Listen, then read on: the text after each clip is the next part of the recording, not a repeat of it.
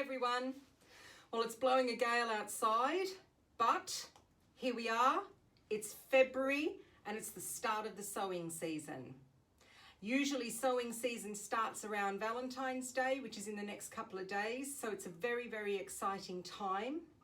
I'm doing this video so that I hope to make it easier for you to sow seeds. How to sow seeds, what seeds to sow, what growing medium to sow them in, containers, all of that stuff. Usually I sow all year round. Yeah, I know, I'm a little bit crazy. But it's not really great to sow earlier in the year, anything really, because you've got a problem with light levels, you've got a problem with warmth as well. But also you've got to really just think ahead to what are you going to do with these little plants eventually. Hopefully you're going to put them out in the garden. And this is what this video is about. It's about what you can grow now to put out into the garden in spring. If you start it any earlier, then you're going to have problems unless you can grow under cover. I grow under cover, as you can see behind me. And I grow a lot of leaves to eat in the winter. I have a veggie pod that I grow my leaves in as well. So I've got a lot of things that are undercover. And so that's fine for me. But if you can't do that, this is the time that you start sowing seeds to go outside. So I'm hoping that this guide will be helpful. Let's start with the seed itself, okay? So how do you know whether your seed is fresh? You've got no way of telling really, unless of course you save your own seed. And that is fabulous, because if you save your own seed, you know exactly when you saved it and it is always going to be fresh, and you'll probably get more or less 100% germination rate for that. In the UK, on the back of the packet, it says that the year that it was packed in, and it then gives you a guideline as to when you should sow it. The only thing is, it might have been packed in that year, but it doesn't actually say how old the seed is. Now, if you're going to buy from a reputable company, then you're hoping that the seed is going to be fresh and that you won't have any problems. But I have, in the past, I have actually had not very good germination from certain seeds. So that's the first thing that I recommend you do, is try and save your own seed if you possibly can. Now let's talk about germination. So seeds need a little bit more warmth for germination than they do to actually grow as a plant. That's why it's actually quite important that you don't sow too early outside, because the ground is going to be quite cold and the seeds are just going to say, no way am I going to germinate, because I have a life cycle. I know exactly where I am in that life cycle, so they don't.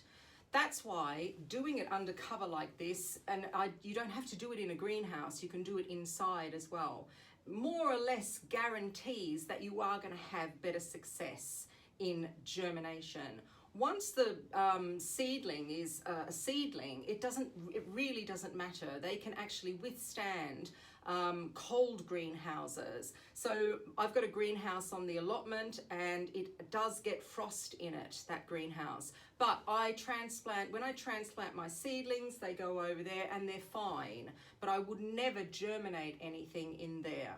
This greenhouse, I've got heated at night, and last night it got down to 7 degrees. And so I know that seeds are going to germinate in here, no problem. It has been down much lower, but it never actually freezes in here. That is a really, really important thing for germination. For instance, I'll just show you. I've got some sweet peas that I planted about a week ago, and they're all starting to come up in the cells that I've got in here. So I know in this greenhouse that, you know, I'm not going to have a problem with germination. So what I recommend is if you're going to sow seeds, take them inside on the windowsill and let them germinate on the windowsill. And then you've got a better chance of getting success with seeds. So what are we going to sow our seeds in? We need something to sow our seeds in. Well, popular things are a seed tray, They're called modules or cells, if you want to call them that as well. And they're the kind of two most popular things that you can grow seeds in. When I say a seed tray, that means that you're just going to broadcast the seeds over the top, and then you need to actually prick them out. I don't use seed trays myself because the faff of pricking out is just like, ugh, I don't have the patience to do that. But they are quite handy when you have tiny, tiny, tiny seeds like celeriac or celery, or seeds that you can barely even see. I mean, even some flower seeds, it's actually good to, you can just broadcast them over the top. And broadcast, I mean just sprinkle over the top, and then you can have to prick them out. The only thing about these seed trays is a lot of them don't have very, very good drainage. So the bottom tends to get a bit soggy. This one, however, has got quite good drainage. I mean, if I got desperate, I would use something like this. But what I like to use is I like to use these modules here. And even though I broadcast more than one seed, like I'll show you, for instance, this is calabrese that I've got here. Well, in these modules, you can see I've got more than one seed. And what I will do is I will prick them out. I'll show you later on in the video how to prick them out. But I haven't just got hundreds and hundreds of seeds. The other thing you can use is you could use these trays, these takeaway trays, but please make sure you put holes in the bottom of them, because again, you're going to have a soggy bottom and nobody likes that. You can use egg cartons if you want to as well, anything, but make sure that you've got this drainage. An egg carton's quite good because it will drain through. So drainage is really important. The other thing that's really important for seeds is that they have air around their roots. So that's when we're going to start talking about compost. If you put seeds in a module and then it gets really soggy and the soil is too heavy, the seed might come up, but then it's going to rot off and it won't work. You can also roll up newspaper. Some people do that. They use toilet rolls as well, you know, the cardboard part as well for seeds if they want to. You can use anything, but I like using module trays. Now I'm going to talk about compost. Right. Don't make the mistake of buying really, really kind of expensive compost that has all these different nutrients and everything in it, because seeds to germinate really don't need any nutrients at all. You can buy seed sowing compost. It's very, very sandy. I don't use that. And you can also put things like vermiculite in compost. Vermiculite is an expanded rock, and again, it just helps the compost stay aerated. I'll give you an example here. So I got this garlic chives from a company, and they've got bits of vermiculite, and actually I think that's perlite. Yeah, it is perlite, virtually the same thing. And when you mix it in with the compost, it gives it just that little bit more fluffiness to it. So be careful not to overwater. That's the main thing with compost. I just use a normal, very, very kind of inexpensive multi-purpose, peat-free multi-purpose compost. And the one that I use is fine. And what I try and do is I try and keep it what they call friable. I don't over water. That's really, really important. There are some plants that I would maybe put a little bit of vermiculite in. For instance, plants like basil hates being wet. So I might mix it in with things like that. But for instance, I've got lettuce here that I sowed, and I just sowed it in multi-purpose, and that's coming up fine. Now, I sowed this earlier on. I'm going to do another sowing next week, and I bet you I get better germination. Yeah, I bet. So I'm just a little bit impatient. I'm just looking for something here. So That sweet pea that I showed you earlier, if you have a look at the top of that, it's actually very, very dry. And what I do is I just let things dry out as much as possible, especially this time of year, because you do not want things sitting in a lot of water. Not at all. All right, so I just want to show you what I mean by pricking out. I've got this these cells here of compost, and I'm just going to give it a little bit of a water first of all. I do this with sowing seeds and also with pricking out. So there you go, that's kind of totally saturated. And then I can also sow the seeds on top, but I am going to make little holes, and I am look at my great implements that I have here. And I'm going to prick out these calibres and put them in here. So let's make a little hole. There you go. Look how easy this is. So I'm not going to water these again. And my pricking out tool, it can be anything. You can use a pencil, you can use these special plastic things that you can get. I happen to have a little knife in here, and I am going to prick out. I can see here, I've got quite a few in this cell here.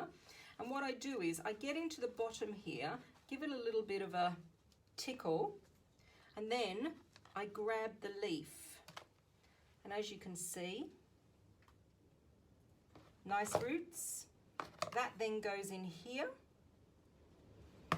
I'll use my finger because that's always a great implement as well. And I have transplanted into that cell. I'm going to do the rest, and what I'll do is I will leave one of them in the cells here, and that's what pricking out is. It's a little bit, to me, it's a little bit, now let me just bring you back up to me. For me, it's a little bit of a, what you might call a palaver, but it's very doable, and I will get a lot of calibres out of those seeds. I don't know what happened to me and why I actually sowed so many seeds per cell. It must have been late in the day, but that is pricking out. Right, so sowing seeds, that part is pretty easy as well. The general rule is, the old saying always is, that you cover the seed with as much compost as the seed is thick. So there you have it. So obviously, if you're going to put in a big broad bean seed, you're going to have to cover it, well, quite a bit. That makes it obvious.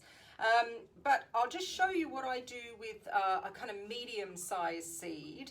And today is, we're coming around to Flowers Day, I think, in the moon phase calendar. But it turns tomorrow, and then we go back to leaf and roots. So just for this purpose today, I want to show you some spring onion seeds that I'm going to sow, or what they call green onions as well. And what I do is I sow them in a thing called multi-sowing. So it means that instead of just putting one seed per cell, I put more than one seed. And the reason why I multi-sow is, first of all, with things like spring onions, radishes, even spinach, you could do. Spinach seeds are a little bit bigger, so I can handle them better, and so I usually just put one per cell. If you did put two per cell, then what you'll find is the strongest one you leave in, and the weakest one you then pull out. So you will be guaranteed that you will have something in each cell or module. Otherwise, you'll find that you won't. So that's why that's good. So any kind of seed that's not too expensive, I would do that definitely, and I do that. For instance, you saw my lettuce here that I've got, and also those calibres.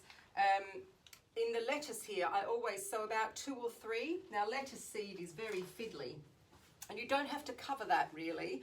All you have to do is just kind of get some very, very dry compost and just put it on top, and that's that is it with lettuce. So, multi-sowing. The other reason I like multi-sowing really is that it's a little bit, I suppose, like a buddy system, or I suppose you could call it companion planting, because you've got your friends in the actual seed tray as well. And then as something gets big and is ready, you can either just hold the rest of the onions down and pull one out, or you can twist it and it should come out as well. So I am going to bring you down, and I just want to show you here. I've got this tray here.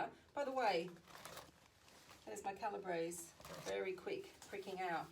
Okay, so this is allium seed. It is I think it's a kind of medium-sized seed, and it's fine for me. If you've got bigger fingers, you might have problems, but it's fine for me to actually pick up a few. And what I'm going to do is I'm actually going to sow in these here. I'm going to put 3 per module. That's all, 3. Well, it depends on how many comes out, but I can see, and I do this movement. I actually roll my fingers, and as I roll, they fall into the module.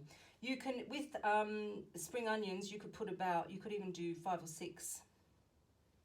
See, I was able to just pick one up. And that is how I am going to sow these spring onions. Now, this is a variety called White Lisbon. It's a great variety because it is really good at germinating. It likes the UK weather, even though it does say Lisbon, but that's that. Seeds go back in the packet, and anything that falls onto these modules. Be careful with seeds. They don't like to be wet. So if you have wet hands, just be really careful. I probably wouldn't throw them back into the seed packet because they will go off and rot. And so that's that. And then all I do is, I've got my compost here in this pot. I'm just going to get a little bit here and just sprinkle it a little bit over the top, just to cover it. I can see the seeds in there, even though they're black. If your eyesight's not very good, you might have a problem. But I can see the seeds, and I can see exactly what I'm covering here. And because I watered the module underneath, I'm not going to water the top at all. I'm going to leave it because the seed is in contact with compost, the wet compost. There we are. The other thing is, don't forget to write a label as to what that is, unless of course you want to have a nice guessing game. All right, that's it. That's seed sowing. I've just been looking in my trusty little pouch here, and this is what I'm going to sow over the next week. Actually, well, not all these seeds, but I have them, so I've got them in alphabetical order, and I have them according to what they are, the actual vegetable they are. So I've just done my spring onions in there. I was just looking to see whether I've got any big seeds at the moment. I really don't. They're all about the same size. I'm going to do some parsley. Parsley's great, loves the cold weather. The other herb that loves the cold weather is coriander, or cilantro, if you call it that as well. Now that has a little bit of a bigger seed, so I would probably only put about, again, 3 seeds per cell. I've also got some spinach, which is to me another medium seed. I've got some broccoli that I'm going to plant, and I've got lettuce. And like I said, lettuce is a faffy little seed that is a little bit more precise. Some people use tweezers, and there are these little kind of contraption things. They're like a syringe that you can actually pick up seeds as well. I mean, I don't bother. I just plant what I can plant, and yeah, enjoy. So I hope that that has helped a little bit. Any questions, just let me know below in the comments. And if I've forgotten something, that'd be, I'll let you know what I do. So I hope that you enjoy your sowing and growing season. We will be sowing seeds now all the way through, usually to about October, maybe beginning of November. But like I said, I grow all year round because I'm lucky I've got undercover stuff, I made sure. So happy growing, everyone. If you like the video, give me a thumbs up and subscribe. I'm going to be uploading some more of my comprehensive guides as well. I've just done one, so that's coming on as well. And see you later.